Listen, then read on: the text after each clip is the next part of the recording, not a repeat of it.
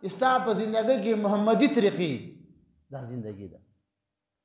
او هغه زندګي چې د الله حکم پکې نشته د نبی د طریقو نه خالي ده دا سوچ شرمندګي ده د افسوس زندگی ده د شرم نه ډکه زندگی ده نو فاطمه بي ډوډۍ پخولې د الله نبی ته ویل فاطمه د یو ډوډۍ مال راکړه چې زم پخا کم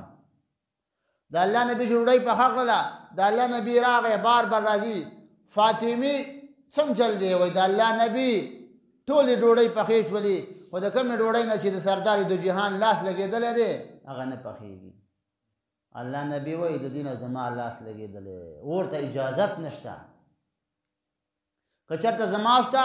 په زندګۍ کې د پیغمبر طریقې وي نو دې ژوند ته به اور نه راځي او په خپله سره زندګي بې سره زندګي ایله زندګي دې تېره کړې وه بیا د خپله سوچ وکړه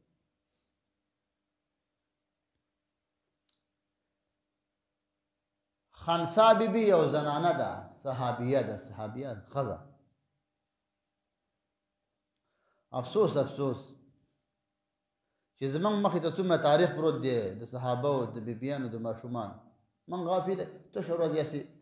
په غفلت کې مو وخت تېر کړ نو هغه زنانه به بچو ته یوه خبره کوله بچي ماشومان 15 کالو د 8 کالو د 10 کالو یوه خبره ورته کوله بچو ته ویل بچو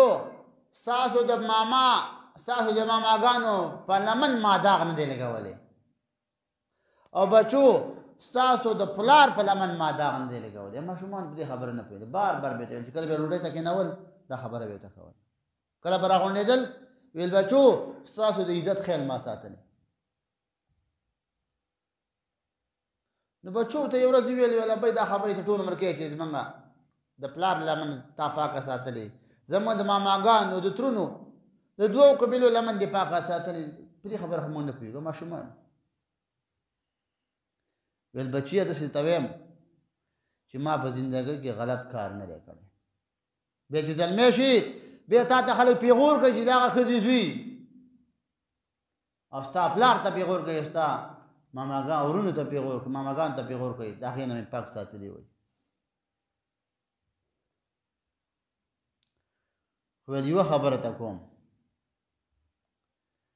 ما ستاسو د پلار او د ماماګانو عزت خیال ساتلی دی یوه خبره به زما منئ ویل کومه خبره ده ویل خبره دا ده د خنسا 4 بچي و 4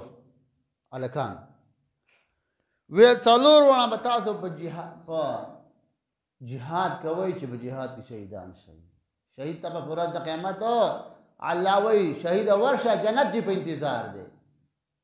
جنت ستا انتظار کوي شهید به کله راځي نو چې زه په زړه مې دا ارمان دی زه به تاسو ته هله معافي کوم خپل حق به تمام کوم چې تاسو شهیدان شئ 4 وانه